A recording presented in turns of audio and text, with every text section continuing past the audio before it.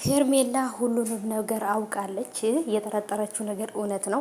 አብርሃም ከሩታ ውጪ ከሌላ ሴት ጋር መኖር እንደማይችል በደንብ አድርጋ አውቃለች ብዬ አስባለሁ። አሰላሙ አለይኩም ወራህመቱላሂ ወበረካቱ። ሰላም ሰላም፣ ውድ የተከበራችሁ የቻናሌ ተከታታዮች፣ የኔ ውዶች፣ የኔ ወርቆች እንዴት ናችሁልኝ? ከኔ ጋር ሁሉ ሰላም ነው። እንግዲህ አጠር ባለ ቪዲዮ ነው የመጣሁላችሁ ውዶቼ። በጣም ደክሞኛል፣ ስራ ላይ ነበርኩኝና እንግዲህ ትንሽ አጠር ባለ ቪዲዮ ላወራችሁ ብዬ ነው የመጣሁት ማለት ነው። ሄርሜላ እንግዲህ በስበብ አስባቡ ስበብ እየፈለክ ሩታ ጋር የምትወጣው ለምንድን ነው የሚል ጥያቄ እንግዲህ ጠይቀዋለች።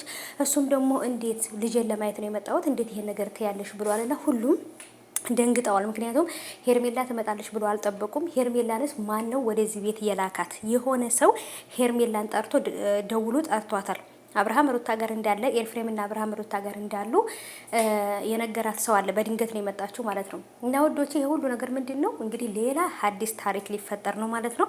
እኛም እንግዲህ መቼስ የተለያየ ታሪክ ስሙ ተብለን የተፈጠረና እንግዲህ ብዙ ነገሮችን እየሰማን ነው።